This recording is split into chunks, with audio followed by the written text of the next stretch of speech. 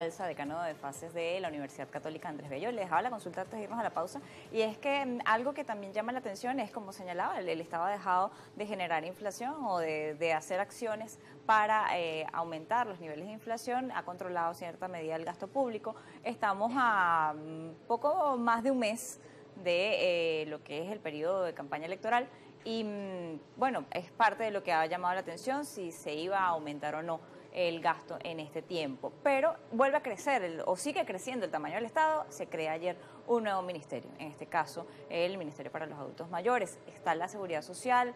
¿Cómo queda allí ese papel o la función de lo que aquí hay? Bueno, en primer lugar yo diría que el gobierno no ha controlado el gasto, sino que lo ha contenido o no lo ha hecho crecer. Y parecerá una sutileza, pero no, porque el control del gasto implica contraloría sobre el gasto. Implica además verificar si es disciplina, transparencia, verificar si efectivamente está dando los resultados deseados o no.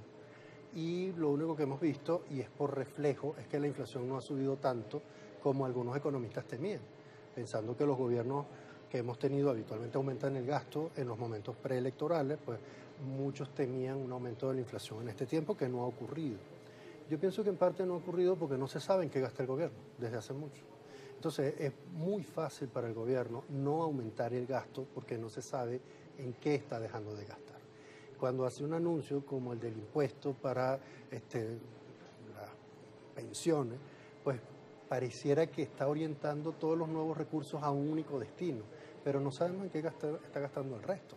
O sea, en qué está gastando lo que pueda venir de la venta de petróleo, por ejemplo. Nunca supimos cómo se recompuso el gasto después del caso del COVID, por ejemplo. No sabemos si lo que se gastó en las vacunas para el COVID ahora se está utilizando para vacunas contra el virus del papiloma humano, por ejemplo, o algunas otras enfermedades que requieren atención, aunque no sean tan visibles en todo el mundo como una pandemia. Y como no sabemos nada, pues no podemos decir que el gobierno ha controlado el gasto. El control democrático del gasto implica que nosotros, tú como periodista, yo como economista, podamos descargar en Internet, cualquier inversionista de cualquier parte del mundo pueda descargar en Internet y pueda hacer una lectura independiente de la información pública. Y eso no lo tenemos aquí.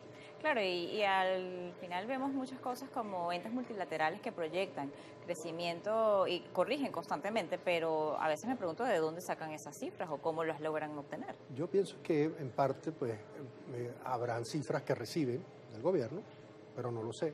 Y en parte también está lo mismo que pasa con los economistas que han dicho que el gasto podía subir porque estábamos en elecciones. O sea, hay una cantidad de relaciones que se han mantenido en los años. Por ejemplo, sube el precio del petróleo, se supone Pero creo que va que a subir el básicamente gasto. muchas cosas se enfocan en lo que tenemos como actividad petrolera y eso quiere decir que no hemos diversificado en absolutamente nada la economía. Ni las fuentes de información. Entonces pareciera que el PIB se mueve con el precio del petróleo, aunque no sepamos exactamente cuánto se vende ni en qué se gasta. Antes de finalizar, me gustaría hablar sobre este libro que van a publicar ustedes desde la Universidad Católica Andrés Bello, después de la hiperinflación, estudios de dinero en Venezuela. ¿Qué vamos a saber respecto a lo que es esta nueva edición que tienen ustedes desde el LOCAP? Efectivamente, ¿ya pasamos la hiperinflación? Bueno, sí, siempre podemos volver a caer. O sea, recordemos que Alemania pasó por 2 hiperinflaciones, Argentina ha pasado por varias. O sea, la hiperinflación es provocada por los gobiernos cuando se financian emitiendo la moneda nacional. Por supuesto, eso no desaparece porque los gobiernos desaparezcan la moneda nacional. Y parte de la discusión que se tuvo sobre el dinero en nuestro país era si convenía o no dolarizar toda la economía, es decir, eliminar el bolívar.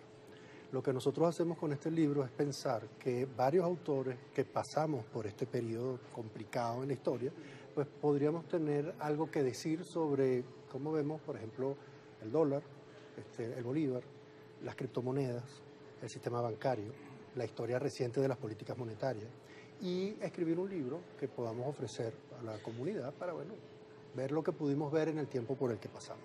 Qué bueno que dentro de lo que ha sido la labor dentro del LOCAP, ustedes han logrado ir registrando o dejando registro escrito de mucho de lo que ha atravesado el país. Quizás es parte de lo que podríamos tener para el futuro y quizá no volver a caer en estos mismos errores y no pasar por como Alemania o como Argentina por varias veces el mismo proceso.